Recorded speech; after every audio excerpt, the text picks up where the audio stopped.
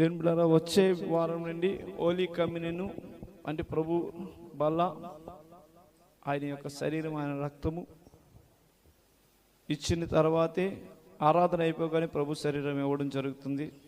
వచ్చే వారం నుండి దయచేసి అందరు కూడా, ఎండలు కూడా చాలా ఎక్కువగా ఉన్నాయి, ఆలస్యంగా వస్తే అవ్వదు, వేగంగా రావాలి. హల్లెలూయా, ప్రైజ్ ది లార్డ్. మన మధ్యన బ్రదర్ ఆడమ్ గ్రేస్ ఉన్నారు. వారు వచ్చి దేవుడి మాటలు పంచుకొని ప్రభు వారు నడిపించిన విధంగా నడిస్తే వాక్యాన్ని పంచుకుంటారు. మన మధ్యగా బ్రదర్ రావాలి. దేవుని స్తోత్రం, అందరు దేవుని స్తోత్రాలు. Hallelujah, praise the Lord. దేవునికి మహిమ కలుగును.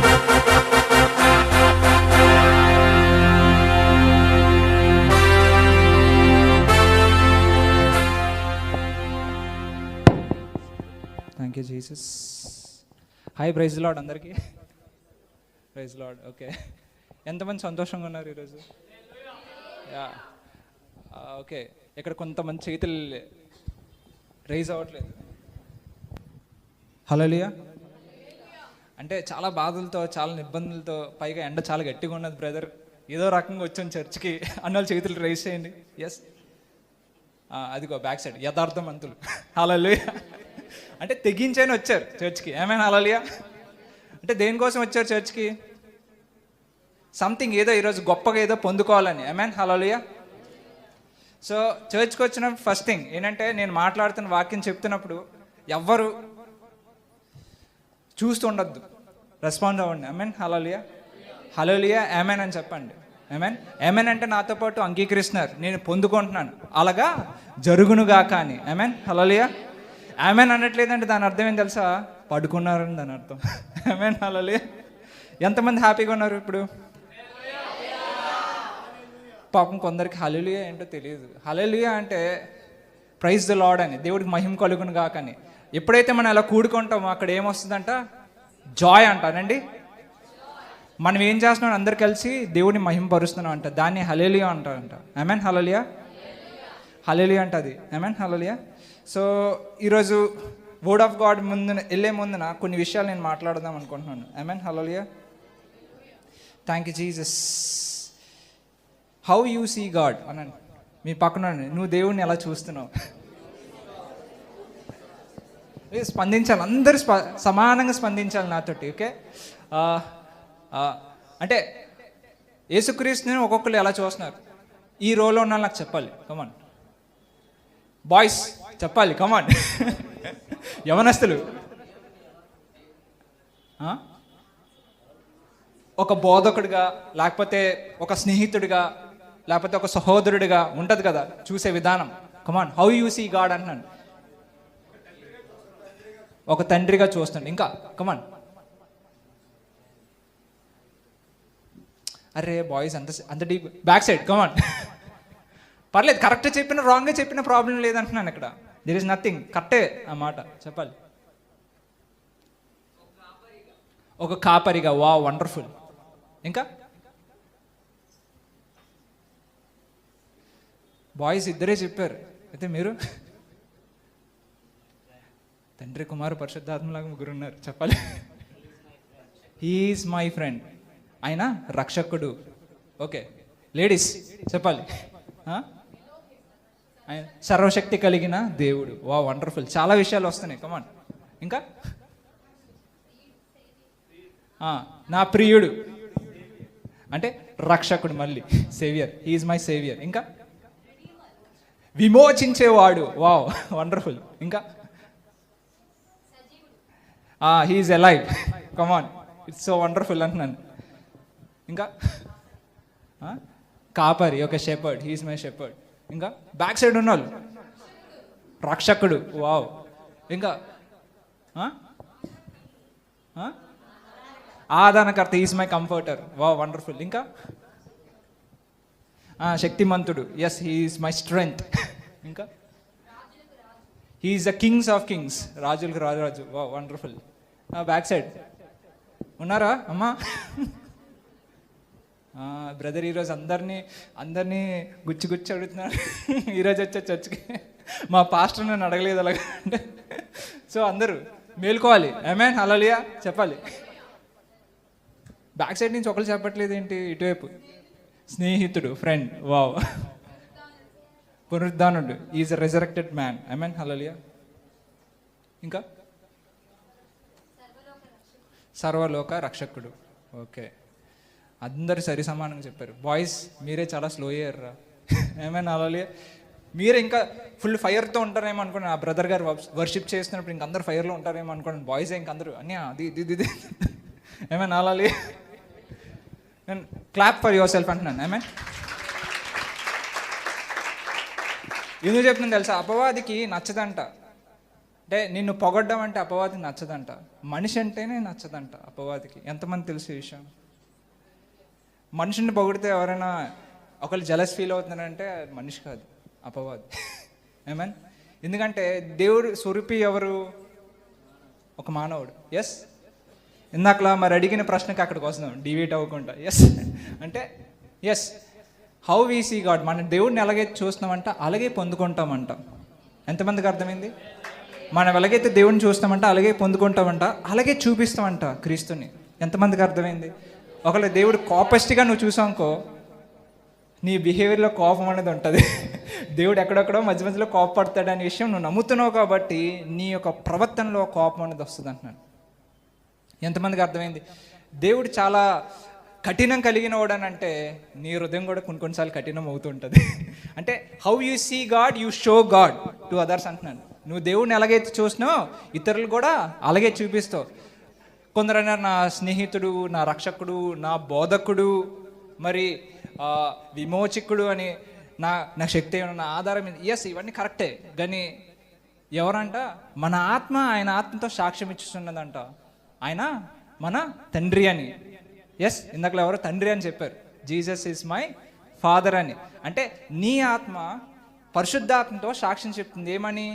మనమైన బిడ్డలని. ఆమేన్, హల్లెలూయా. ఎంతమంది క్లియర్ అయింది? అంటే మీరందరూ చర్చ్కి వచ్చిన వాళ్ళు భక్తులు కాదంటున్నాను. ఎంతమందికి అర్థమైంది? అంటే మీరందరూ ఆయన కుమారులు, కుమార్తెలు అంటున్నాను. హల్లెలూయా. అంటే ఒకవేళ నువ్వు తండ్రి పరిచర్య చేస్తున్నావు కాబట్టి వస్తున్నావు అంటున్నాను. మన తండ్రి పని మనం చేయకపోతే ఇంకెవరు చేయాలంటున్నాను. ఆమేన్, హల్లెలూయా. ఎంతమందికి అర్థమైంది? తండ్రి పని మనం చేయకపోతే ఇంకెవరు చేస్తారు అంటున్నాను. తండ్రి తన కుమారుడికి నమ్మి అప్పచెప్పాడు అంటున్నాను. ఆ కుమారులందరూ ఎవరంటే సంఘం అంట. ఆమేన్, హల్లెలూయా. ఎంతమందికి అర్థమైంది? ఎస్. అంటే today what made difference? Jesus crucifixion at the cross. మరి యేసుక్రీస్తు సిలువేయడం ఏంటి మార్పుని తీసుకొచ్చింది ఒక మానవుడిలోని? ఆమేన్, హల్లెలూయా. సరే చూద్దాం.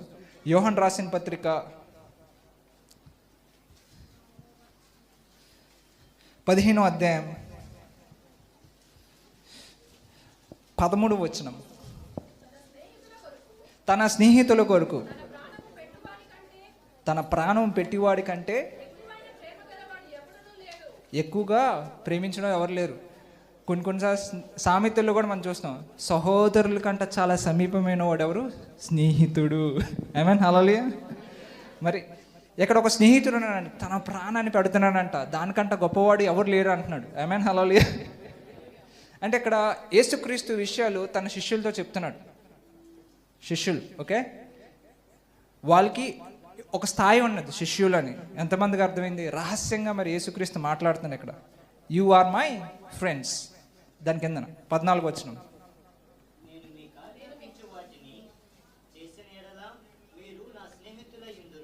మీరు నా స్నేహితుని, నేను ఆజ్ఞాపించి చేస్తున్నారు కాబట్టి మీరు నా స్నేహితులు అని అంటున్నారు. ఆమేన్, హల్లెలూయా. ఎంతమందికి అర్థమైంది ఈ మాట? Okay, cool. 15వ వచనం.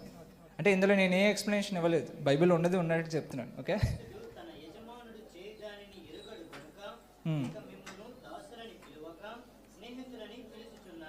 అంటే ఎంతమంది తెలుసు అప్పటికి యేసుప్రభు సిలువ ఎక్కేశాడా?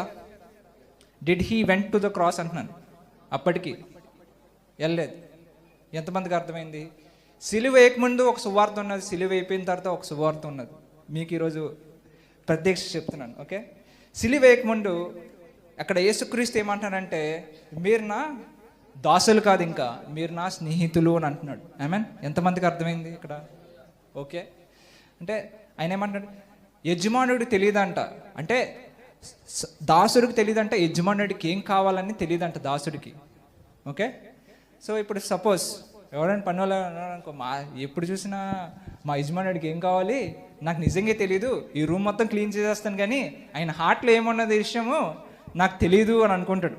ఐ హలో, ఎంత క్లీన్ చేసినా హీఈస్ నాట్ సాటిస్ఫైడ్ అనుకుంటాం, అవునా కదా? అంటే హీఈస్ ఎక్స్పెక్టింగ్ సంథింగ్ ఎల్స్ అని అనుకుంటాం. సో యజమానుడు ఏమనుకుంటాడు, దాసుడికి అసలు తెలియదంట. కానీ ఇక్కడ ఏమంటున్నాడంటే మీరు నా దాసులు కాదంటున్నాడు, స్నేహితులు అంటున్నాడు. How many members you got it?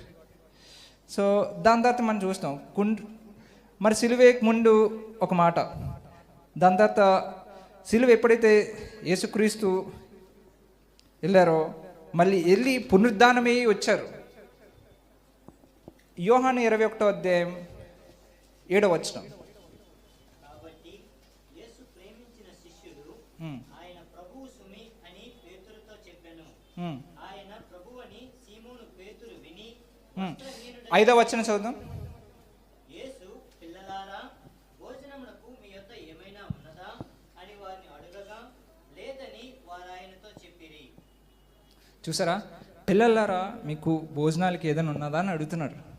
అంటే సిలువే ముందు స్నేహితులు, దాని తర్వాత ఏమంటాడు ఒక దగ్గర మీరు నా సహోదరులు అని అంటారు ఒక దగ్గర. ఎంతమందికి అర్థమైంది? పునరుద్ధానమై మళ్ళీ తిరిగి లేచిన తర్వాత ఆయన ఏమంటాడంటే చిన్నపిల్లలారా మీకు చేపలు దొరికాయి అని అంటున్నాడు. హల్లెలూయా, హల్లెలూయా. ఎంతమందికి అర్థమైంది? అంటే ఏది సిలువు మార్పుని తీసుకొచ్చి, యేసు సిలువ వేయబడ్డం ఏం తీసుకొచ్చిందంటే భక్తిని తీసుకురాలేదండి, ఏం తీసుకొచ్చిందంట వారసత్వాన్ని తీసుకొచ్చింది అంటున్నాను. హల్లెలూయా, వా వండర్ఫుల్. కొంచెం ముందుకెళ్దాం. అంతకుముందు మరి యేసుక్రీస్తు శిష్యులు మరి ఉన్నారు కదా, మరి తప్పిపోయినా ఇజ్రాయెల్కి వెళ్ళి మీరు సువార్తని ప్రకటించండి అని అంటాడు. Those are catching the Bible, వాళ్ళు తెలుస్తుంది నేను చెప్తున్న మాటలు. హల్లెలూయా. అంటే తప్పిపోయిన ఇజ్రాయెల్లో పిల్లలకి మీరు వెళ్ళి సువార్తను ప్రకటించండి అన్నాడు, బయట వాళ్ళకి కాదు అని అంటాడు ఒక ధర. ఎస్, కానీ ఎప్పుడైతే పునరుద్ధానమై తిరిగి లేస్తాడు యేసుక్రీస్తు ఏమంటాడు, సర్వలోకానికి వెళ్ళి సువార్తను ప్రకటించుడి అని అంటాడు. Is there is any difference అంటున్నాను. అప్పుడు దాకా సువార్త కొదువైంది అంటున్నాను, ఒక సమయం ఉన్నదని, ప్రతిదానికి ఒక సమయం ఉన్నదని చెప్పండి పక్కనోడికి. కానీ ఇప్పుడున్న సమయం ఏంటి చెప్పండి? It's a God's favourable time అనండి, దేవుడికి అనుకూలంగా కలిగిన సమయం అని చెప్పండి. నీకు జీవితంలో అనుకూలంగా పనిచేసే సమయం అనండి. హల్లెలూయా. ఈరోజు సువార్త లిమిటెడ్ అయిపోయిందా? ఇజ్రాయెల్ దాకా ఉన్నదా? లేదు కదా. సర్వలోకానికి వెళ్ళి ప్రకటించండి అని అన్నాడు.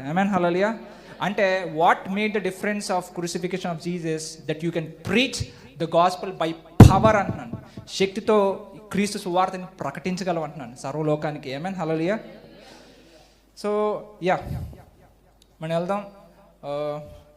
ఎంతమంది పేరెంట్స్ మా పిల్లలు మా మాట వినట్లేదు, మరి పిల్లలు మా పేరెంట్స్ మమ్మల్ని అర్థం చేసుకోవట్లేదు, ఒకసారి ఫేసెస్ సిట్ ఆఫ్ టర్నింగ్ ఏమండి? హల్లెలూయా అంటే ఖచ్చితంగా పెట్టేశారని అని అంటే ఎస్. అయితే బైబిల్ ఏం చెప్తుంది వాళ్ళ కోసం? ఎస్, తెలుసుకోవాలా లేదా అంటున్నాను. అన్నిటికంటే విలువైంది ఏంటి చెప్పండి ఈ భూమిలో అనండి? దేవుడిచ్చిన గొప్ప దీవెన ఒకళ్ళు చెప్పండి.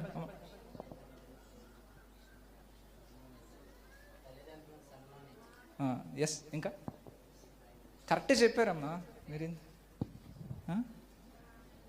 పిల్లలు ఇంకా లోపల కోపంతో అంటే మాకు లేదని అవకాశం అంటే చెప్పండి. అయ్యా ఓకే, చూద్దాం. ఎఫెసీయులు రాసిన పత్రిక 6వ అధ్యాయం 1వ వచనం. అంటే పిల్లలారా మీ తల్లిదండ్రులకు ప్రభు యందు విధేయత కలిగి ఉండేది అంటున్నాడు. అక్కడ ప్రభు యందు అని అంటున్నాడు. ఎందుకు ప్రభు ఎవరై ఉన్నారనే విషయం తెలిస్తే మీరు విధేయత కలిగి ఉంటారు అంటున్నాను. ఎంతమందికి అర్థమైంది? ఫస్ట్ ఎవరిని ఎరిగాలంట? ప్రభుని అంటున్నాను. ప్రభు ఎవరని తెలియకపోతే నిజంగా ఏ పిల్లడు విధేయత కలిగి ఉండలేరు అంటున్నాను. ప్రభు ప్రేమామయుడు అనే విషయం తెలిస్తే ఆ గొప్ప ప్రేమని ఎరిగి ఉన్నారు కాబట్టి సంఘం ఏమవుతుందంట? ఆ గొప్ప ప్రేమను చూసి లోపడింది అంటున్నాను. హల్లెలూయా, థ్యాంక్ యూ జీసస్. అందుకే తల్లిదండ్రుల్ని 2వ వచనం చూద్దాం.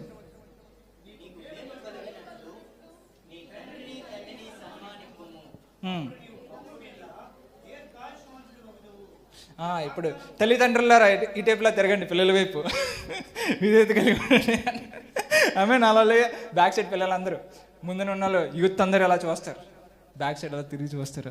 పేరెంట్స్ మా వైపు చూస్తున్నారు. Amen hallelujah. అంటే విధేయత కలిగి ఉన్నారు అంటున్నారంటే ఏం చూసి విధేయత వస్తుందనండి చెప్పండి? ప్రేమ అనండి. అంటే ప్రేమలో 3 రకాలు ఉన్నది, ఫిలియోస్, ఎరోస్, అగాపే. ఎంతమంది తెలుసు దీనికోసం? వా వండర్ఫుల్. ఒక్క బ్రదర్కి ఏం తెలుసు ఇక్కడ. అంటే ఫిలియోస్ అంటే ఏంటి? కండిషనల్ లవ్ అనండి. కండిషనల్ లవ్ అంటే నీ పక్కన ఉన్న సహోదరి అయినా ఎవరైనా ఉండొచ్చు, అంటే ఎందుకు ప్రేమిస్తున్నావు? అరే నీ హెయిర్ స్టైల్ కూల్గా ఉన్నది, లేకపోతే నువ్వు సోషల్ మీడియాలో బాగా ఫేమస్ పర్సన్ అని, లేకపోతే నీకు బాగా ఇన్ఫ్లుయెన్స్ ఉన్నదని, లేకపోతే ఏదో కారణంగా అంటున్నాను. వై డూ యూ లవ్ అని అంటున్నాను. ప్రతి ప్రేమకి ఒక కారణం ఉన్నది అంటున్నాను. అంటే కండిషనల్ లవ్. నువ్వు మారితేనే నేను ప్రేమిస్తా, నువ్వు తాగడం మానేస్తేనే ప్రేమిస్తా, నువ్వు బయటని తిరగడం మానేస్తేనే నేను ప్రేమిస్తా. దిస్ ఈస్ కండిషనల్ లవ్ అని అంటున్నాను. 2వ రకమైన ప్రేమ ఆమెన్ ఈరోజు వస్తాను అంటున్నాను. Amen hallelujah. అంటే సిన్సియర్ లవ్ అనండి. చాలా రకాలు, చాలామంది వింటుంటారు కదా, చాలా సిన్సియర్గా ప్రేమించాం బ్రదర్, చాలా సిన్సియర్గా ప్రేమించాం, ఆ వ్యక్తి నన్ను వదిలేశాడు. ఎస్, అది మావయ్య ఉండొచ్చు, ఓకే, అంటే స్నేహితులై ఉండొచ్చు, చుట్టాలై ఉండొచ్చు, ఎవరైనా ఉండొచ్చు. డజంట్ మీన్ దట్ అబ్బాయి అమ్మాయి ఉండాలని రూల్ లేదు. Amen hallelujah. సిన్సియర్ లవ్ అనేది అందరు తల్లిదండ్రుల మధ్యన కూడా, పిల్లల మధ్యన కూడా ఉంటుంది అంటున్నాను సిన్సియర్ లవ్ అనేది. Amen hallelujah. ఎంతమందికి అర్థమైంది? ఎంతగా నమ్మాను బ్రదర్. ఒక్కరోజు ఆ స్నేహితుడు రాంగ్గా బ్యాక్ సైడ్ చెప్పేసిన తర్వాత అప్పుడు వెంటనే సిన్సియర్ శత్రువులు అయిపోతారు, చాలా సిన్సియర్గా. Amen hallelujah. ఎంత సిన్సియర్ స్నేహితులు అయ్యారు అంత సిన్సియర్గా శత్రువులు అయిపోయి ఇరా నాకే అంటావా అని కొట్టేసుకుంటారు అంటున్నాను. Amen hallelujah. ఎంతమందికి అర్థమైంది? 3వది ఏంటంటే అగాపే, అంటే అన్కండిషనల్ లవ్. Amen hallelujah. అంటే తల్లిదండ్రులు దేనికోసం ప్రేమిస్తారు? నేను కన్యాను కాబట్టి నేను ప్రేమిస్తున్నాను, లేకపోతే ఎందుకురా బాబు ఈ వారం అంటారు లేదా? ఎస్, కన్యాను కాబట్టి నేను ప్రేమిస్తున్నాను. తండ్రి ఏమంటాడు? నా వంశానికి వారసుడు కాబట్టి, వారసురాలు కాబట్టి నేను ప్రేమిస్తున్నాను, లేకపోతే ప్రేమించను. Amen hallelujah. స్నేహితులు అడిగాం ఎందుకు ప్రేమిస్తున్నానంటే నువ్వు నమ్మకంగా ఉన్నావు కాబట్టి నేను ప్రేమిస్తున్నాను, లేకపోతే నేను నమ్మకం లేకపోతే ప్రేమించను అని అంటున్నాను. అంటే దానికి కూడా కారణం అన్నది అంటున్నాను. ఎస్, ఎంతమందికి అర్థమైంది? అదే ఏసైని అడిగితే ఏసై ఏమంటాడంటే నువ్వు ఎలాగైతే ఉన్నావో నేను అలాగే ప్రేమిస్తున్నాను. అంటే నా వైపు చూడు అన్నాడు. ఎలాగా అంటే ఎందుకు ప్రభువా నేను మారినా మారకపోయినా నన్ను ప్రేమిస్తుంది ఎందుకనంటే నా ప్రేమ నేను మార్చివేస్తాను అంటున్నాడు. హల్లెలూయా. అంటే ఎంతమంది స్ట్రిక్ట్గా ఉన్నారు. యేసు ప్రభుకి కొంచెం రెస్పెక్ట్ ఇవ్వాలి బ్రదర్ అని అంటారు కొందరు. దేవుడి సన్నిధిలో వచ్చాం కదా, రెస్పెక్ట్ చూపించాలి అన్నాను. పక్కనండి పబ్లిక్లోని విషయాలు యేసుక్రీస్తులో తేవద్దనని చెప్పండి. Amen hallelujah. అంటే రెస్పెక్ట్. ఇప్పుడు ఆయన ప్రెసిడెంట్, ఆయనకు రెస్పెక్ట్ ఇవ్వాలి, ఈయన ఎమ్మెల్యే, ఈయనకి రెస్పెక్ట్ మనం ఇవ్వాలని అంటాం. మరి అలాంటిది యేసు ప్రభుకి ఎంత రెస్పెక్ట్ ఇవ్వాలని కొందరు అంటారు. ఎస్, అవునా కదా? ఎస్ అంటారు. కానీ అదే ప్రెసిడెంట్ నీ తండ్రి అయితే రెస్పెక్ట్ చూపిస్తా? నాన్న అక్కడికి వెళ్దామనంటే పదరా నేను నీతో పాటు వస్తానంటాడు. ఆమెన్ లేదు, అవునా కదా? ఎంతమందికి అర్థమైంది? ఎస్, అంటే యేసుక్రీస్తు నీకేమన్నదంటే స్వేచ్ఛ అనండి. అందరు జైల్లో ఉన్నట్లుగా ఉన్నారు. జైలు బయటన ఉన్న విషయం ఈ బైబిల్లో ఏం రాస్తున్న సువార్తను రాస్తున్నది, కానీ అందరు మొక్కల్లోనే బ్యాడ్ న్యూస్ లాగా మొక్కలు పెడుతున్నారు. Amen hallelujah. నీ పక్కన వాళ్ళని చెప్పండి కాస్త నవ్వు నా నాన్న. ఆమెన్. నేనేదో అక్కడ మీరు జైలు లోపల ఉన్నట్లుగా నీ పక్కన నవ్వడం మర్చిపోయి నీ సమస్యలు చూసి నవ్వడం మర్చిపోయానని చెప్పానండి. నవ్వడమే మర్చిపోయానని చెప్పండి పక్కన. కాస్త చర్చ్కి వచ్చినప్పుడు ఆ సమస్యని ఏసైకి అప్పచెప్పావు. Amen hallelujah. జస్ట్ మీరు అందరూ ఈ వాక్యం విన్నప్పుడు మీరు ఏమంటున్నారంటే ఏసయ్యా ఈ సమస్యని నీ బలిష్టమైన హస్తాల చేత నేను అప్పచెప్పాను. Amen hallelujah. అప్పుడు పిల్లలారా మీ తల్లిదండ్రులకు 4వ వచనం ఒకసారి చూద్దాం.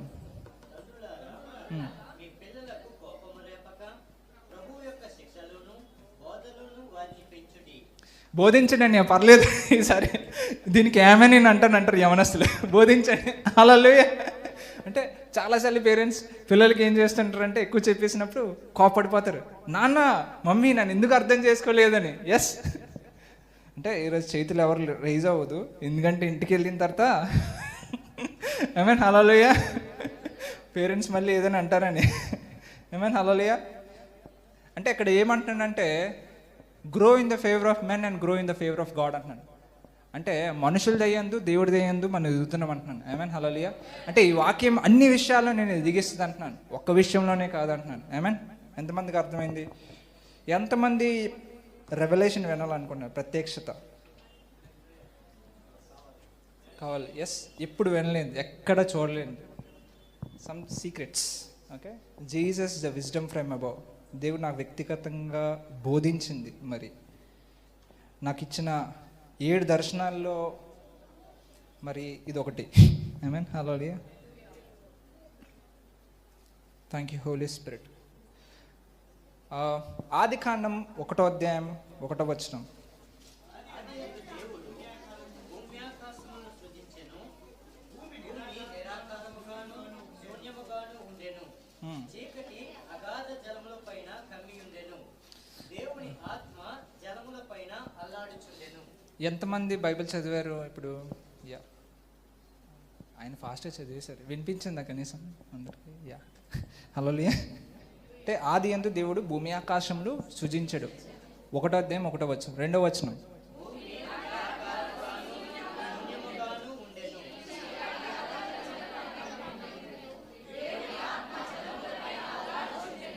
Amen hallelujah. ఈసారి థ్యాంక్ యూ జీసస్, అందరు కలిసి చదివారు బైబిల్ ఈసారి. Amen hallelujah. అంటే మీకు అందరికి ఒక ప్రశ్న, దేవుడు భూమి ఆకాశము సృజించే ముందున ఆయన ఎక్కడున్నాడు? ఎంతమందికి అర్థమైంది? దేవుడు భూమి ఆకాశములు అంటే ఎర్త్ అండ్ హెవెన్స్, పరలోకములు సృజించే ముందున ఆయన ఎక్కడ ఉన్నాడు? ఓకే, ఇంకా చెప్పాలి. బ్రదర్ మీరు చెప్తున్న ప్రశ్న అసలు బైబిల్లో ఉన్నదని అంటారు అందరూ. ఈరోజు మురుగైన విషయాలు చెప్తున్నాను ఈరోజు. ఎస్, ఎవరైనా బ్యాక్ సైడ్ తెలీదా? భూమి నాకు తెలిసింది, భూమి పరలోకంనే తెలుసు దేవుడు ఉన్నాడు. మరి దాని తర్వాత అంతకుముందు ఆయన ఎక్కడ ఉన్నాడంటే తేజస్లో ఉన్నాడు. Light is in there in light అంటున్నాడు. బైబిల్ ఏం చెప్తుందంటే then God said let there be light. 3వ వచనం.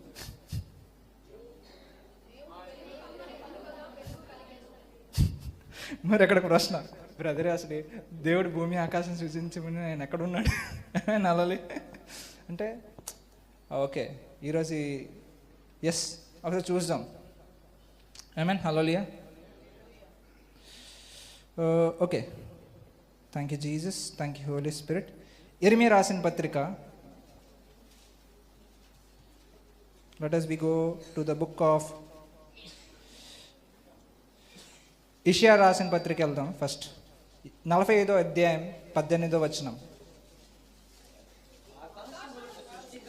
యెహోవాయే దేవుడు, ఆయన భూమిని కలుగజేసి దాన్ని సిద్ధపరిచి స్థిరపరచెను. నిరాకారముగా నుండునట్లు ఆయన దాన్ని సృజింపలేదు, నివాస స్థలమగునట్లుగా దాన్ని సృజించెను. ఆయన సెలవిచ్చినదేమనగా, యెహోవాను నేనే, మరి ఏ దేవుడును లేడు. సో భూమిని సృష్టించినప్పుడు అంటే అది నిరాకారంగా ఉన్నట్లు సృష్టించలేదు అంటున్నాడు ఇక్కడ. ఆమేన్ హల్లెలూయా. మరి అక్కడ మరి 2వ వచనం ఏం చూస్తున్నాం? భూమి నిరాకారంగా శూన్యంగా ఉన్నది. అరే మధ్యలో ఏదో రెవల్యూషన్ ఉన్నది అయితే. ఆమేన్ హల్లెలూయా. అంటే ఎంతమంది రాసుకోండి. This is a revolution what I'm saying to you. Okay, భూమిని నిరాకారంగా ఉన్నట్లుగా సృజించలేదంట. మరి అక్కడ మేము చూసాం భూమి నిరాకారంగా ఉన్నది దేవుడు ఆజ్ఞాపించాడంటే. సరే, ఇర్మియా రాసిన పత్రిక. మరి who is a real profit, who is a fake profit మీరే అనాలి ఇందులో. పీపుల్ వెంటనే చెప్పేస్తారు కదా. ఆమేన్ హల్లెలూయా. ఆమేన్ హల్లెలూయా. 4వ అధ్యాయం 23వ వచనం. ఇది అది ఒక పక్కన పెట్టు. భూమిని చూడగా అది నిరాకారముగాను శూన్యముగాను ఉండెను, ఆకాశము తట్టు చూడగా అచ్చట వెలుగు లేకపోయెను. చూసారా, ఆకాశం దగ్గర వెలుగు లేదంట. అంటే మన ఆదికాండం చదివాం కదా, ఈ ప్రవక్త గారు అక్కడి నుంచి చూస్తున్నారు. భూమి నిరాకారంగా ఉన్నదంట, శూన్యంగా ఉన్నది అంటున్నాడు. మీన్ ఆకాశం దగ్గర ఏ వెలుగు లేదంటున్నాడు. In heavens there is no light అని అంటున్నాడు. ఎంతమందికి అర్థమైంది? సో ఇప్పుడు మీరు చెప్పాలి, కమాన్ చెప్పాలి. అర్థమైందా మీకు? చెప్పండి. ఓకే, అందరికి నేను అడుగుతుంది ఏంటంటే, అక్కడ యెషయా ఒక మాట చెప్తున్నాడు ప్రవక్త, ఇక్కడ యెరెమీయా ప్రవక్త ఒక మాట చెప్తున్నారు. అంటే ఒక మాటకి మరో మాట బైబిల్లో విరోధంగా ఉన్నదంటే కారణం ఏంటి? మీ పక్కన చెప్పండి. If any word is against the word of God, ఏ మాటకైనా మరో మాట, ఇదే బైబిల్ చెప్తుంది అదే చేయని, ఇదే బైబిల్ మరో చేయమని చెప్తుంది. బ్రదర్ నాకు అర్థం కావట్లేదు బ్రదర్, నేను బుక్ మూసి ఇంటికి వెళ్ళిపోతాను అనుకుంటారు. ఎస్, అంటే ఇదే బైబిల్ ఒక మాట చెప్తుంది, ఇదే బైబిల్ వద్దంటుంది. అంటే మధ్యలో ఏమన్నదంట? ప్రత్యక్షత అనండి, రెవల్యూషన్ అనండి. ఎంతమందికి అర్థమైంది? ఎస్, ఆమేన్, హల్లెలూయా. అంటే ఇప్పుడు మనం తెలియాల్సింది ఏంటంటే, దేవుడు భూమి ఆకాశం సూచించే ముందు ఆయన ఎక్కడ ఉన్నాడు అంటే అంటే here there is a revolution అంటున్నాడు. Amen, hallelujah. Come on, let us we go to John 14 ఒకటో వచనం అని ఒకసారి ఆగండి. అందరి విషయం అంటే యేసుక్రీస్తు నమ్మిన తర్వాత ఎక్కడికి వెళ్తారు పీపుల్? పరలోకం వెళ్తారా, నరకానికి వెళ్తారా? ఈరోజు నేను అంటున్నాను పరలోకం వెళ్తారు అంటే మీరు అందరూ ఏమనుకుంటారు? అంటే 100% పరలోకం బ్యాచ్ చేతులెత్తండి. కొందరు ఎత్తట్లేదు అంటే వాళ్ళు పరలోకం వెళ్ళరు అని అనుకుంటున్నారు. ఏమైనా అలలుగా. అయితే ఈరోజు ఆడమ్ చెప్పిన వార్త ఏంటంటే, నమ్మినోళ్ళు అందరూ పరలోకం వెళ్తున్నారు, కాకపోతే నేను ఒక చెప్పిన స్థలంలో వెళ్ళబోతున్నారు. చాలా రేర్ అది సావాసం ఉన్నాడు తప్ప, ఎరిగినోడు తప్ప ఎవరికి తెలియదు అంటున్నాడు. ఆమేన్, హల్లెలూయా. కమాన్ ఒకసారి చూద్దాం ఎక్కడికి వెళ్తారని. 2వ వచనం, మీ హృదయాలు కలవర చెందించొద్దు, నా యందు తండ్రి యందు విశ్వాసించుండి అని అంటున్నాడు. దేవుడి యందు విశ్వాసించుండి. 2వ వచనం,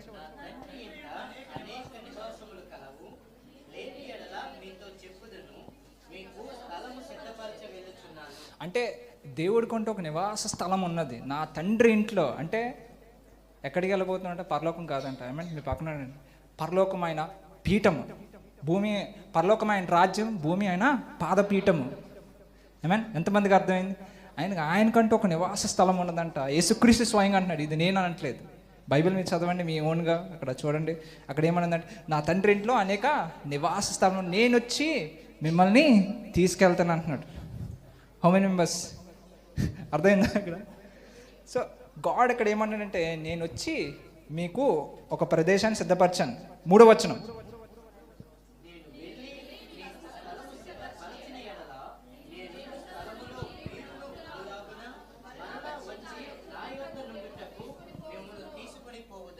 అంటే పరలోకంలో ఏమవుతుంది? వర్షిప్, ఆయన రాజ్యం. ఆమేన్, హల్లెలూయా. ఆయన ఏకంగా ఆయన ఇంటికి వెళ్ళిపోతున్నాను అంటున్నాను. ఆమేన్, హల్లెలూయా. ఎంతమందికి అర్థమైంది? హల్లెలూయా. ఎంతమందికి అర్థమైంది అక్కడ?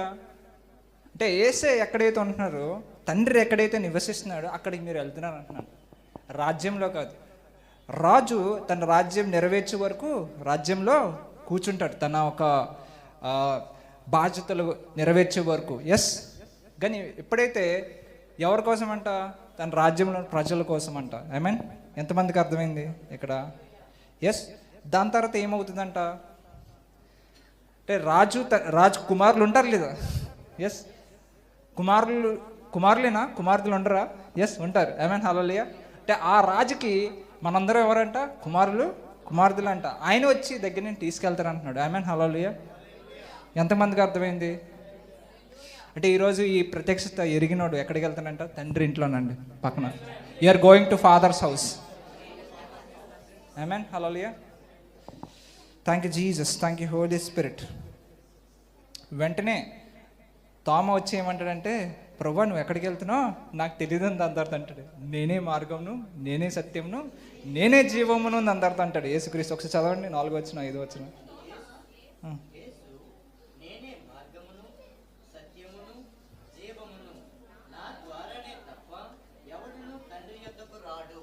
ఆమేన్, హల్లెలూయా. అర్థమైంది అందరికీ? ఆయన తప్ప మరో వే లేదంట.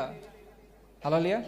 మరి కొందరికి అనిపించవచ్చు ఈ యేసుప్రభు అంటే చాలా స్ట్రిక్ట్ మత సంబంధి అని. అంటే యేసుక్రీస్తు కులాన్ని తాలేదు, మతాన్ని తాలేదు. ఆయన ఏం తీసుకొచ్చాడంటే ప్రేమని తీసుకొచ్చాడు.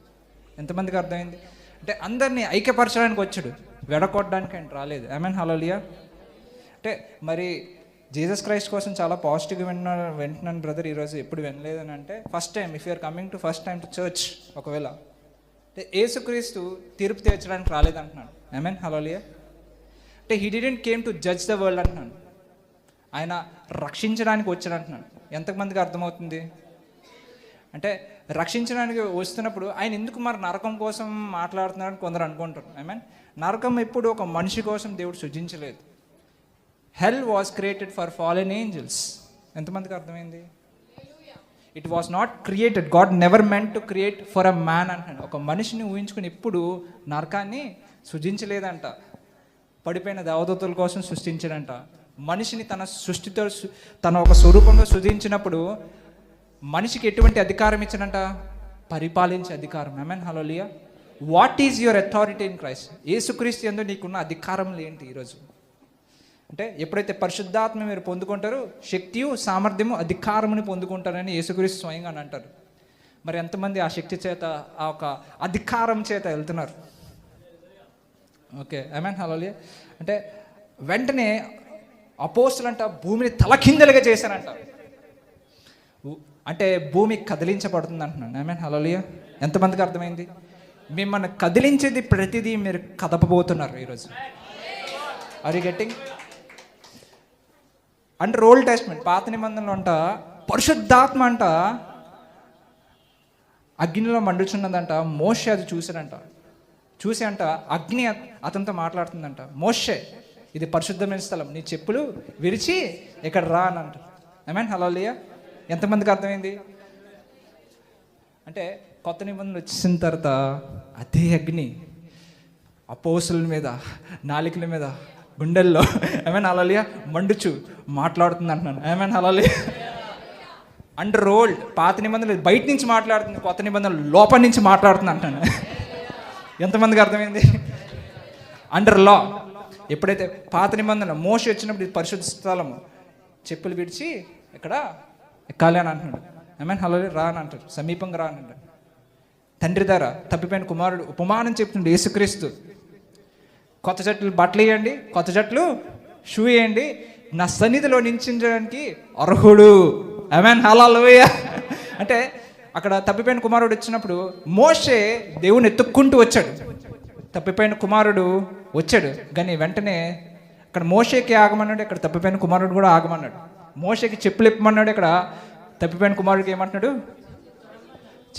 కొత్త జతలు బట్టలు, కొత్త జత షూ. ఆమేన్, హల్లెలూయా. ఎంతమందికి అర్థమైంది?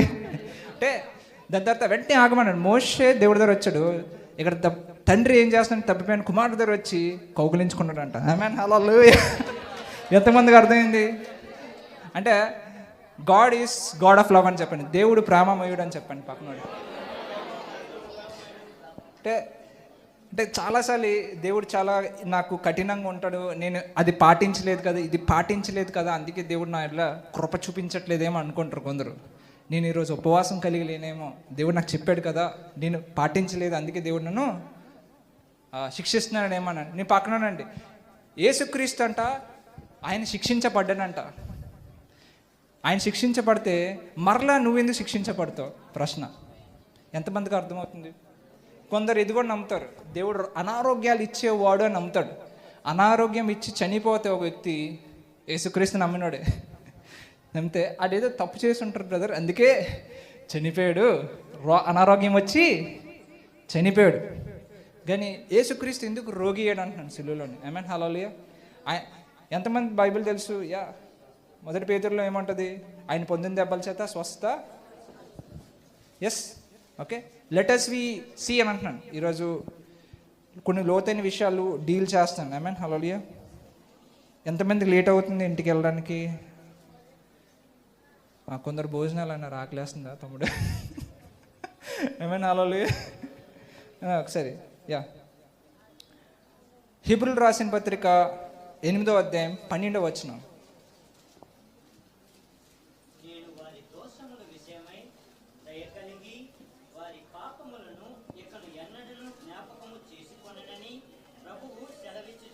ఒకసారి ఆగండి.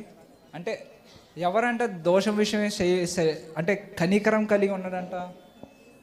ఏసే. ఇక్కడ పౌలు అన్నాడా? పౌలు సెలవిస్తున్నాడా? అపోస్తుడైన పౌలు సెలవిస్తున్నాడా? లేకపోతే ప్రభు సెలవిస్తున్నాడా అక్కడ? అంటే అపవాది ఏం చేస్తాడు ప్రతిసారి అనండి? ప్రకటన 12:10 మరియు ఒక గొప్ప స్వరము పరలోకమందు ఈలాగు చెప్పుట వింటిని, రాత్రి పగళ్ళు మన దేవుని ఎదుట మన సహోదరుల మీద నేరము మోపువాడైన అపవాది పడద్రోయబడి ఉన్నాడు గనుక ఇప్పుడు రక్షణయు శక్తియు రాజ్యమును మన దేవుని వాయను. నేరం మోపాడు ఎవరంట? మీ పక్కన అపవాది. దేవుడు ఎప్పుడు నేరం మోపడని చెప్పండి. యేసుక్రీస్తు తను రాసిన సువార్తలు ఎక్కడ నించొని ఇలాగొచ్చి ఒరే పాపి అనలేదు ఎక్కడ. ఆమేన్, హల్లెలూయా. అంటే అచ్చయపడుతున్నతో ఒక రకంగా మాట్లాడాడు యేసుక్రీస్తు. ఆమేన్. అపరాధం కలిగిన వాళ్ళతో ఒక రకంగా మాట్లాడాడు క్రీస్తు. బైబిల్లో మీరు సరిగ్గా చదువుతున్నట్లయితే అంటే కృప కోసమే మాట్లాడుతున్నాడు. ఆమేన్, హల్లెలూయా. అచ్చయపడినోడితోటి తను పరిచయం చేయిస్తున్నాడు. ఆమేన్, హల్లెలూయా. దేని యందు అచ్చయపడకూడదని క్రీస్తు యందు అచ్చయపడాలని తను పరిచయం చేస్తున్నారు. ఆమేన్, హల్లెలూయా. మరి కొంతమంది ఏమనుకుంటారంటే మరి దేవుడే ప్రార్థించిన నీ ప్రార్థన ఆలకించలే అని లోపల అనిపిస్తుంది మనకి. అంటే ఎవరు అంటున్నారు? అపవాది అని పక్కనోడికి.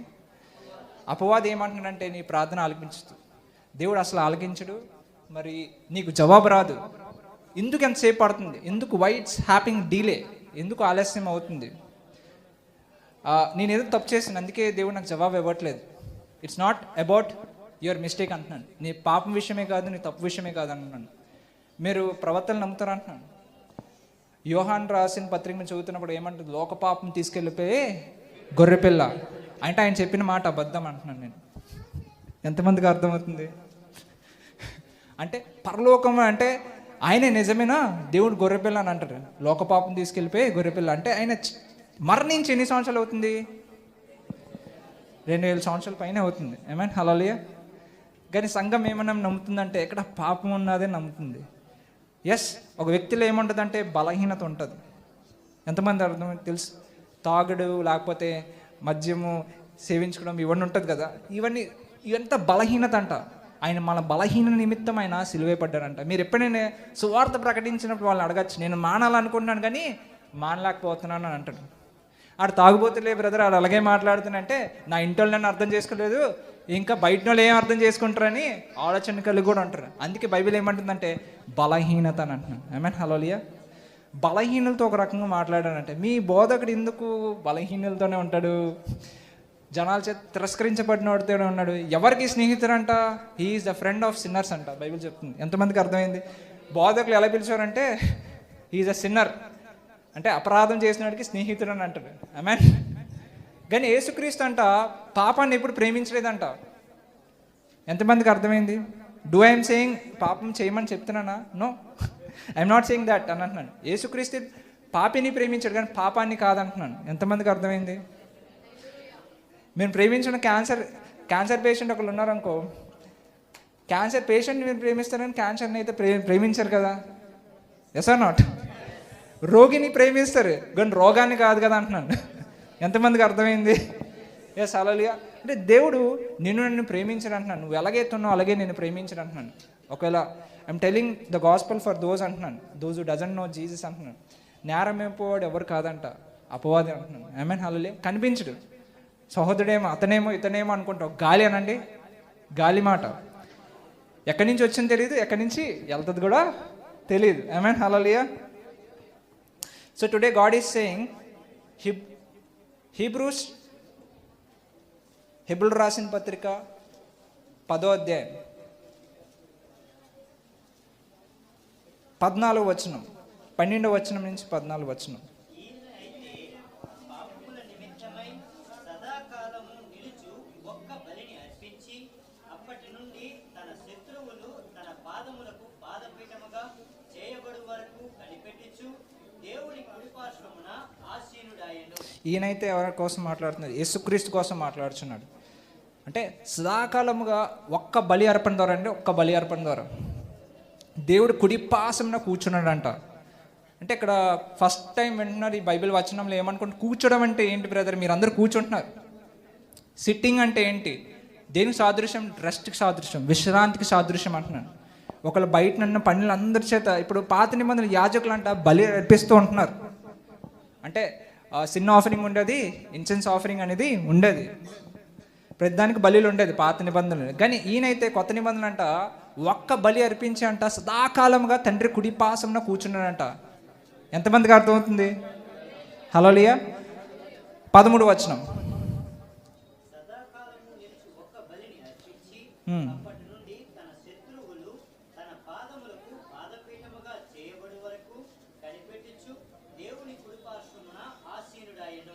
14వ వచనం 15. అర్పణ చేత ఈయన పరిశుద్ధ పరచబడు వారిని సదాకాలమునకు సంపూర్ణులనుగా చేసి ఉన్నాడు. అని నేను పక్కనండి, you are the holiness of God అని చెప్పండి. నువ్వు యేసుక్రీస్తు దేవుని యొక్క పరిశుద్ధుడివి అని చెప్పండి. నువ్వు దేవుడు ఒక పరిశుద్ధురాలివి అని చెప్పండి. స్త్రీలు దేవుడి చేత సంపూర్ణురాలివి, సంపూర్ణుడివి అని చెప్పండి. 15వ వచనం ఒకసారి చూద్దాం. ఈ విషయమై పరిశుద్ధాత్మ కూడా మనకు సాక్ష్యం ఇచ్చుచున్నాడు. అంటే పరిశుద్ధాత్మ కూడా సాక్ష్యం ఇచ్చిస్తున్నానంట. ఆమేన్, హల్లెలూయా. బ్రదర్ ఇప్పుడే కదా సీరియల్ చూసి వచ్చాను బ్రదర్, నేను తప్పు చేశాను, ఇప్పుడే కదా నా మమ్మీని తిట్టేసి వచ్చాను, లేకపోతే గొడవ చేసి వచ్చాను, నేను పరిశుద్ధురాల్ని కాదు అని నమ్ముతున్నారు. అంటే నువ్వు ఏదైతే నమ్ముతున్నావో అది నీపైన ఏలుతుంది అంటున్నాను. ఎంతమందికి అర్థమవుతుంది? అంటే యేసుక్రీస్తు దేనికోసం ఇచ్చాడంటే నీకు శక్తియు సామర్థ్యం అధికారం ఇచ్చుటకు వచ్చాడు. దేనివల్ల వెళ్తావంట? యేసుక్రీస్తు ద్వారా వెళ్తామని బైబిల్ చెప్తుంది. రోమా 5:17 ఫినిష్ చేసేస్తున్నాను.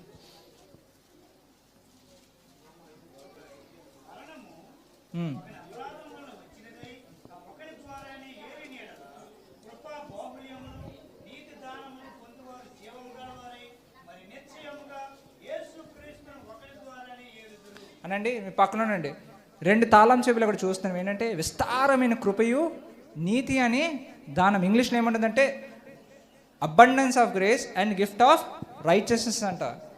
అంటే ఈ రెండు ఎవరైతే పొందుకుంటారంట వాళ్ళు ఏలుతారంట, యేసుక్రీస్తు ద్వారా ఏలుతారంట. విస్తారమైన కృప ఏం చేస్తుంటే ఇప్పుడు హెచ్చేస్తుంది అంటున్నాను. ఆమేన్, హల్లెలూయా. నీతి అనేది వరం అంట. మీ పక్కన నీతి అనేది వరం. సపోజ్ ఈ ఫోన్ మీకు ఇచ్చాననుకో, సపోజ్ ఈఎంఐ బేసిస్ మీద కొనిసి నీకు ఇచ్చాననుకో, అది వరం అవుతుంది అంటున్నాను. నెల నువ్వు చెల్లించాలంటే అది గిఫ్టే కాదు బ్రదర్ అంటారు. అవునా కదా? అంటే దేవుని నీతి ఉచితంగా యేసుక్రీస్తు ద్వారా నీకు అనుగ్రహించడంట. ఎంతమందికి అర్థమవుతుంది? అంటే దేవుని నీతి ఉచితంగా నీకు వచ్చింది, నెల నువ్వు కట్టుకోవడం అక్కర్లేదు. అంటే ఏది నీ నీతిగా ఉంచుతుందంటే దేవుడి నీతి అని అంటున్నాను. ఆమేన్, హల్లెలూయా. మన క్రియల ద్వారా వచ్చిన నీతి కాదంటే ఇది విశ్వాసము ద్వారా కలిగి ఉన్న నీతి అంటున్నాను. ఎంతమంది? యేసుక్రీస్తు ద్వారా నువ్వు ఎప్పుడైతే విశ్వాసించావంట నీవు నీతిమంతులుగా తీర్పు తీర్చబడంట. నీ పక్కనండి తీర్పు ఉన్నది, అది న్యాయంగా తీర్చబడింది, కలువరి సులులో తీర్చబడింది. నీవు నీతిమంతుడు అని నీతిమంతురాలని. ఆమేన్, హల్లెలూయా. అంటే నీ పక్కన పాపి పాపి పాపి అంటే అది పాపిలాగే ప్రవర్తిస్తాడు. అదే నీతిమంతుడు ప్రకటిస్తూ ఉన్నావు అనుకో, నీతిమంతులా ప్రవర్తిస్తాడు. అంటే అది ఫలిస్తుంది అంటాను. నువ్వు మాట్లాడితే ఫలిస్తుంది అంటాను. అపవాది ఏమంటాడు? నువ్వు పాపి ఆది యందు పాపం చేసిన పాపం చేయించిన ఎవరంట? అపవాది. కాబట్టి ఆడు ఇచ్చేయమంటాడు, చెవులో నువ్వు పాపి అని అంటాడు. అంటే నువ్వు దొంగ, ఒకప్పుడు దొంగతనం చేశాను, గతాలు జ్ఞాపకం చేసుకుని ప్రస్తుతము లేదా ఇప్పుడు చేయకపోయినా అందరూ నన్ను దొంగోలుగా అంటారు కాబట్టి నేను దొంగ అని అంటాడు. ఎంతమంది తెలుసు? అంటే యేసుక్రీస్తు అంటే నీ గుర్తింపు ఏంటి అంటున్నాను. ఎంతమందికి అర్థం? నువ్వు నీతిమంతురాలవా లేకపోతే పాపిగా చెప్పాలి. అక్కడ బ్యాక్ సైడ్ వినిపించేటది. అందరూ ఏమనుకుంటారంటే ఈ నీతి అనేది కరెక్ట్గా ఉంటేనే వస్తుంది బ్రదర్ అంటే కరెక్టే. పాత నిబంధనలు ఎవ్వరు అంత కరెక్ట్గా ఉండి కూడా దేవుడి దగ్గర వెళ్ళకపోయారు అంటున్నాను. వాళ్ళందరూ యేసుక్రీస్తు కోసం ఎదురు చూస్తున్నారు అంటున్నాను. యేసుక్రీస్తు బలి అర్పణ కోసం ఎదురు చూస్తున్నారు అంటున్నాను. ఎప్పుడు వచ్చి చనిపోతారని, చనిపోయి మళ్ళీ తిరిగి లేస్తారని, రక్షకుడు ఎప్పుడు వస్తారని ఆయన కొరకు వేచి ఉన్నారు అంటున్నాను. కానీ కొత్త నిబంధనలు వచ్చిన తర్వాత మనంతా ఆ ఒక జనరేషన్లో మనం ఒక ఎన్నుకున్న తరంలో మనం ఉన్నామంటున్నాను. ఎంతమందికి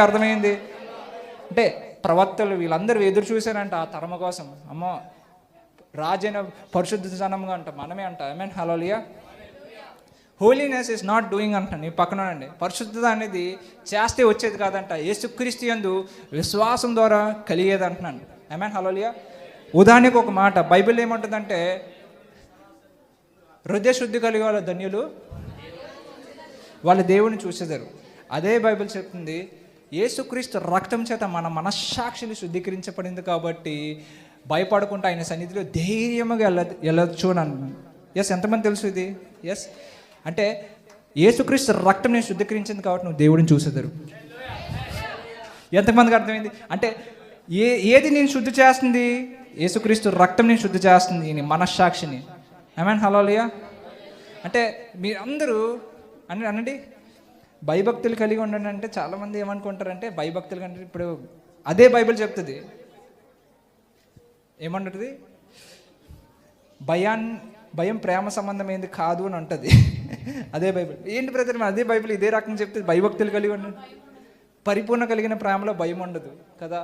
మరి ఎక్కడేంటి భయం అని మనం చూస్తున్నామని అంటే, భయభక్తులు కలిగి ఉండడం అంటే ఏంటంటే దాని అర్థము దేవుణ్ణి ఆరాధించడం అని దాని అర్థం. ఎంతమంది తెలుసు మీనింగ్ ఇన్ గ్రీక్?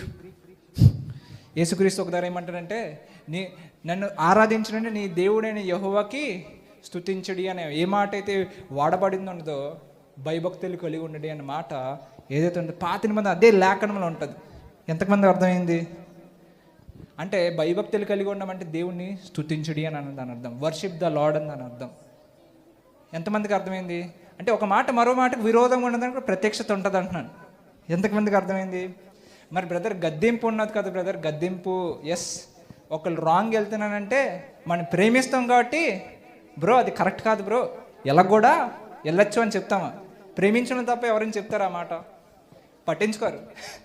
ఎస్, ప్రేమ లేని వాళ్ళు అయితే పట్టించుకోరు, ఆడు వెళ్ళపోతే పోనీ అంటారు. ఎస్, కానీ అక్కడ గద్దింపుకు మాటకు అర్థం ఏం తెలుసు అంటే పయాడియో నాకు అర్థం ఏంటంటే, తండ్రి చేత గద్దింపు లేనాడు ఏ శిష్యుడు కుమారుడు కాదు అని ఉంటుంది ఒకసారి బైబిల్లోని. దాని అర్థం ఏంటంటే చైల్డ్ ట్రైనింగ్ అని పక్కనది. చైల్డ్ ట్రైనింగ్ అయినప్పుడు అంటే ఆత్మకు అధికారమైన తండ్రికి మనం ఎంత లోపడి ఉండాలని ఉంటుంది చూసారా గద్దింపుకి. ఆ గద్దింపుకి అర్థం ఏంటంటే చైల్డ్ ట్రైనింగ్. అంటే అక్కడ చైల్డ్ ట్రైనింగ్ అంటే ఏంటంటే హూయోస్ అనక మెచ్యూర్డ్ సన్. ఇజ్రాయెల్ ప్రజలకి 1500 సంవత్సరాల క్రితం ధర్మశాస్త్రం ఇచ్చినప్పుడు వాళ్ళందరూ నెఫ్యూ కింద. నెఫ్యూ అనకే బాలుడు, చిన్న బాలుడు, ఎరిగిన బాలుడు కాదు, ఎరిగిన బాలుడు హూయోస్ అని అంటాం. అంటే మెచ్యూర్డ్ సన్, మెచ్యూర్డ్ డాటర్ అని అంటారు. ఏమేన్, ఇంకా బాలుడు కాదు, ఇంకా ఇంకా ఎరిగిన ఆయన కుమారుడు అని అంటున్నాడు. ఏమేన్, హల్లెలూయా. ఎంతమందికి అర్థమవుతుంది? దేవుని మిమ్మల్ని ఏమని పిలుస్తుందంటే మెచ్యూర్డ్ సన్స్, మెచ్యూర్డ్ డాటర్స్ అని పిలుస్తుంది. హల్లెలూయా. అంటే ఇమ్మెచ్యూర్ అనట్లేదు. అంటే ఇమ్మెచ్యూర్ ఏంటంటే మీకు అధికారం ఇచ్చారు, శక్తి ఇచ్చారు, అన్నీ ఇచ్చారు. దేవుడు నాకు ఏమీ ఇవ్వలేదు బ్రదర్, నేనంతా ఖాళీయే బ్రదర్ అంటే మీరు అక్కడ ప్రార్థిస్తారు. ప్రార్థించినంటే అక్కడ కార్యాలు జరిగిపోతున్నాయి. కానీ అపవాది కూడా తెలుసు నీలో ఉన్న సామర్థ్యం ఎంత గొప్పదని. ఆమేన్, హల్లెలూయా. కానీ నీకు నువ్వేమంటావు అంటే నాలో సామర్థ్యం లేదు, ఐఎమ్ నథింగ్, నా ప్రార్థన బలమైంది కాదని అంటావు. నీ పక్కన ఈ నీతి నీకు ఉచితంగా ఇవ్వబడిందంటే ఎందుకు ఈ నీతి కోసం దేవుడు ఎక్కువగా మీతో మాట్లాడుతున్నానంటే, నీతిమంతుల ప్రార్థన బహుబలమైనది. అంటే మీ ప్రార్థన బహుబలమైంది అంటున్నాను. ఎప్పుడైతే సంఘం కోసం మీరు ప్రార్థిస్తున్న కలిసికట్టుగా పాతాల ద్వారం అంట నిలవజాలని బైబిల్ చెప్తుంది. అంటే సంఘానికి ఉన్న శక్తి అటువంటిది. కానీ సంఘం ఎప్పుడు ఏం చేస్తుంటుందంటే, సంఘం అతి ఆసక్తితో ప్రార్థించినప్పుడు పేతురు చెరసాల నుంచి విడిపించబడ్డాడు. కానీ సంఘం నమ్మట్లేదంట. ఎంతమంది తెలుసు? బైబిల్ చదివారా? అక్కడ ఏమంటుందంటే తలుపులు కొడుతున్నప్పుడు పేతురు కాదులే, పేతురు దేవదూత అయి ఉంటుంది అన్నట్టు. అంటే సంఘము ప్రార్థిస్తూ ఉన్నది, ఇంకా ప్రార్థించినట్టు దేవుడు జవాబు ఇచ్చేవాడని నమ్మట్లేదు సంఘం. పేతురు వచ్చాడు అప్పటికి, అరే బాబు నేనే ఏమైనా హల్లెలూయా. అంటే పేతురు వచ్చిన తర్వాత కూడా నమ్మలేకపోతున్నాను అంటున్నాను.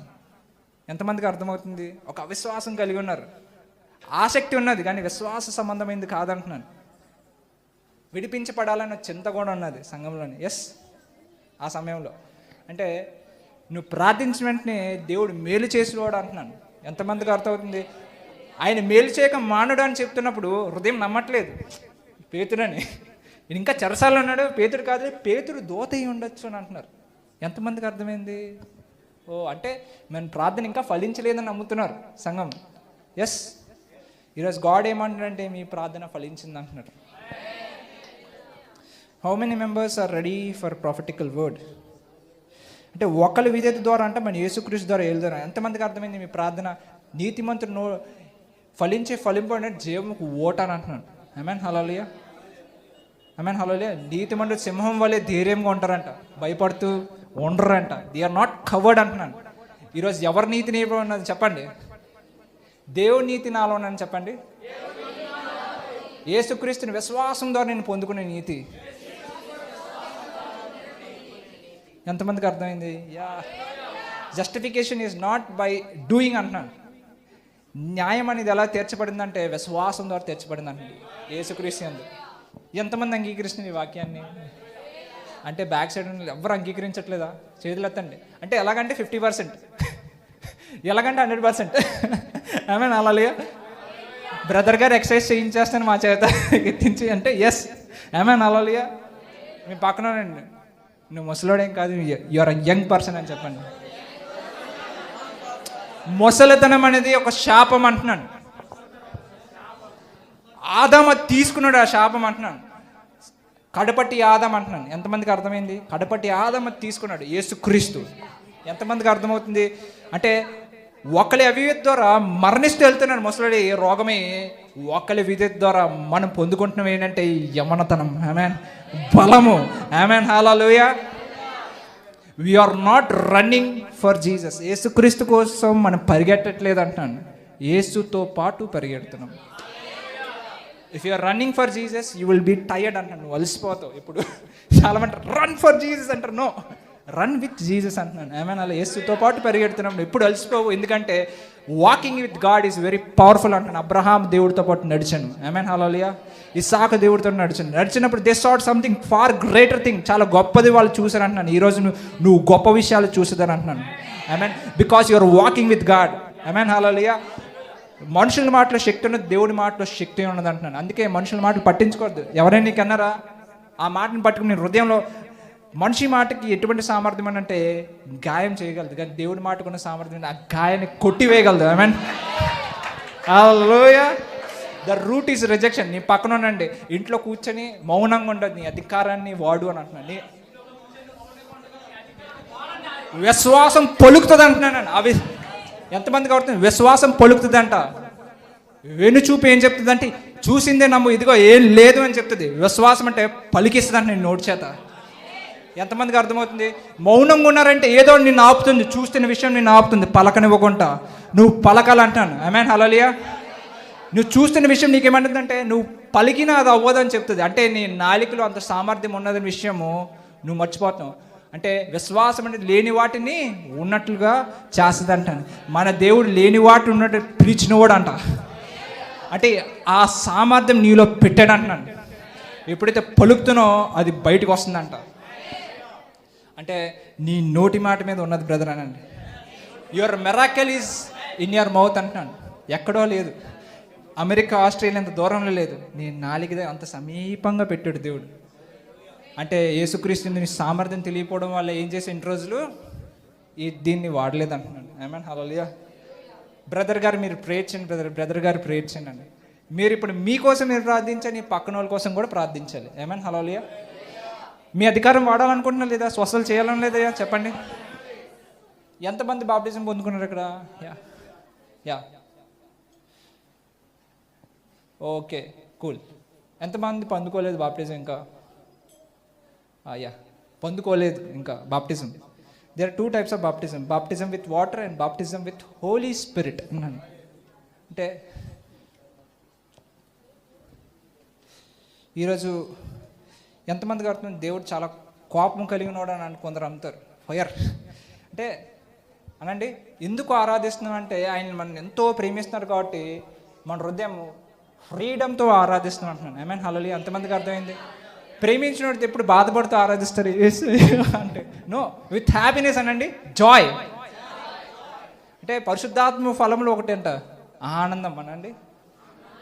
ఎంతమంది తెలుసు పరిశుద్ధాత్మ ఫలాలు అని అందరూ అంటారు? కానీ ఫలము అని అంటే బైబిల్ ఉంటుంది. నా బైబిల్ అయితే ఫలమే ఉన్నది, ఫ్రూట్స్ అని లేదు. ఒకవేళ బైబిల్ సరిగ్గా చదవకపోతే ఒకసారి ఇప్పుడేం చదవండి.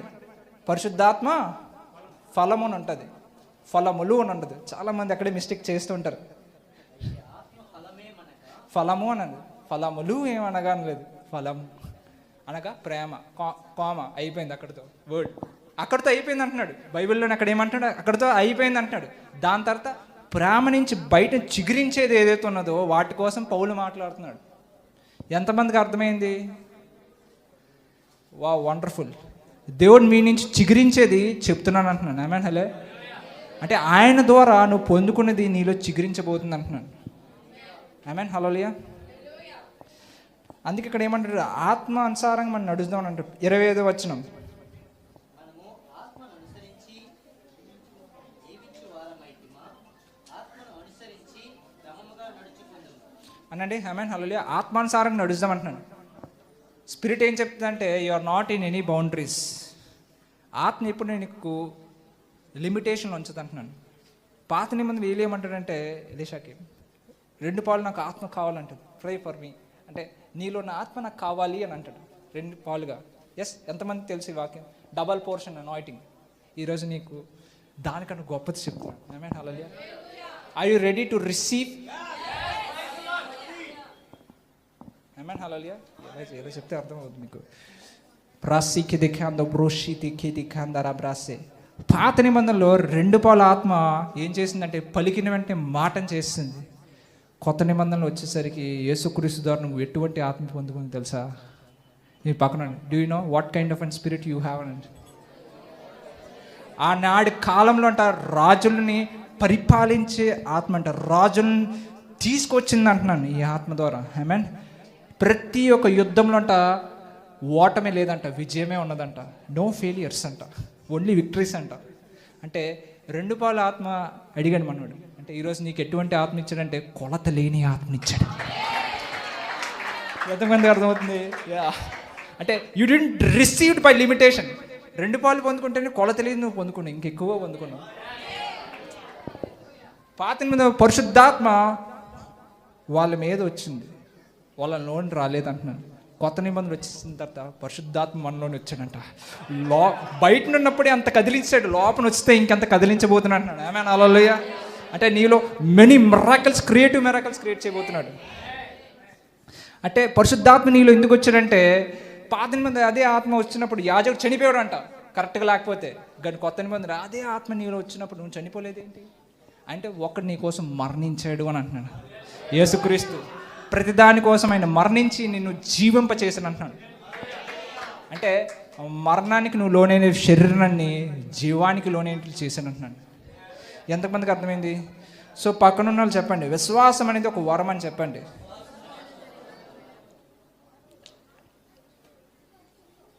Thank you Holy Spirit. నీ పక్కన చెప్పండి, విశ్వాసం అనేది ఒక వరం అనండి. పక్కనండి, విశ్వాసం అనే వరం. బ్రదర్ మీరు వాళ్ళు చెప్పగలరు విశ్వాసం అనే వరం ఒకసారి. అపోస్తులు రాసిన పత్రిక, రోమా రాసిన పత్రిక 1వ అధ్యాయం 5వ వచనం.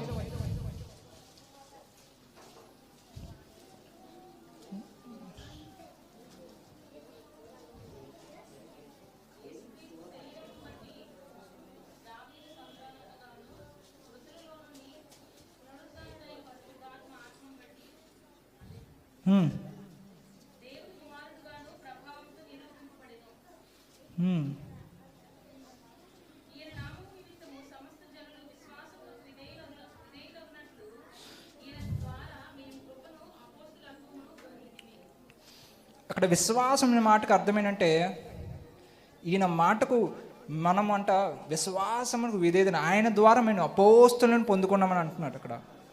అంటే ఆయన కృప ద్వారా పొందుకున్నాను అంటున్నాడు అపోస్తులుగా. అంటే పౌలు తనగా తనకి ఇచ్చిన అప్పచెప్పిన పని కోసం మాట్లాడుతున్నాడు. రోమా రాసిన పత్రిక షార్ట్ కట్గా చెప్తున్నాను ఏంటంటే 1వ అధ్యాయం 1వ వచనం నుంచి తన కోసం చెప్తాడు. దేవుడు దేనికోసం పిలిచాడని, ఓకే, అపోస్తలునిగా పిలిచాడు, దేవుడు సువార్త నిమిత్తం పిలిచాడని అంటారు. 2వ వచనం నుంచి 4వ వచనాల దాకా దేనికోసం మాట్లాడుతున్నాడంటే యేసుక్రీస్తుని పరిచయం చేస్తున్నారు. 2వ వచనం నుంచి 4వ వచనం. 5వ వచనం వచ్చేసరికి మళ్ళీ తన దేవుడు ఇచ్చిన అప్పచెప్పిన పని కోసం మాట్లాడుతున్నాడు. ఏమని మాట్లాడుతున్నాడు? నేను కృపని పొందుకున్న అపోస్తలునిగా విశ్వాసం విధేయతలుగా ఉండడానికి సమస్త దేశములకి నన్ను ప్రకటించేవారుగా పిలిచాడు అంటున్నాడు. అంటే అక్కడ వర్డ్కి అర్థం ఏంటంటే విశ్వాసం అంటే ప్రెస్టీజ్ అని అంటారు. అంటే విశ్వాసము నమ్మకత్వం కూడా అంటారు. దేవుడు నమ్మకంగా ఉండే రకంగా, విశ్వాసంలో ఉండే రకంగా సమస్త దేశం ప్రకటించేవారుగా నేను పిలిచాను అంటున్నాడు. అంటే దాని అర్థం ఏంటి? ఫేత్, విశ్వాసం అనేది ఎప్పుడు ఒక వరం లాంటిదంట. అది ఎప్పుడు మనుషులు దాని నుంచి సృష్టించి రాలేదంట. It cannot be produced by man అంట. ఏ మనుషులు తను తీసుకురాలేడంట. విశ్వాసం అనేది అంటే ఫలించలేడంట. ఇది దేవుడు దైవికమైన పొందుకున్న విశ్వాసం అంటాను. అంటే ప్రతిసారి ఈ వాక్యం వింటున్నప్పుడు నీలో ఏమొస్తుందంటే విశ్వాసం పుట్టించబడుతుందంట. గిఫ్ట్ అంట, అంటే వరం అంటున్నాను. గర్వఫలం దేవుడు ఒక వరం అని అంటారు కదా, విశ్వాసం అనేది ఒక వరం అని అంటున్నాడు. అంటే పుట్టిస్తుంటున్నాడు ఈ వాక్యం విన్నప్పుడు ప్రతిసారి. అంటే ఇక్కడ ఏమంటున్నాడు? విశ్వాసం లేదా? ప్రతిసారి వింటున్నప్పుడు నీకు ఏమవుతుందంటే నీలో విశ్వాసం పుట్టించబడుతుంది. ఇదిగో దేశములారా మీకు ప్రకటించుటకు, ఇదిగో విశ్వాసం లేదా, విశ్వాసం ఇచ్చుటకు నా యేసుక్రీస్తు పంపించాడు అంటున్నాడు అక్కడ. ఆమేన్, హల్లెలూయా. అంటే అతనిలో ఉన్న సామర్థ్యం ఏంటి? అవిశ్వాసం అయితే వెనుచూపు ద్వారా వెళ్ళడం. అంటే దేవుడు నీకు ఇచ్చుతున్న వరం ఏంటంటే విశ్వాసం లేని వాళ్ళు కూడా విశ్వాసం పుట్టించే రకంగా నీలో అటువంటి వార్తని పెట్టాను అంటున్నాడు. ఎంతమందికి అర్థమవుతుంది? Yes, God is saying something great. By faith you can shake mountains అంటున్నాను. అంటే faith is not a joke అంటున్నాను. నువ్వు పలికిన వెంటనే జరుగుతుంది అంటున్నాను. Amen, hallelujah. Thank you Holy Spirit, thank you.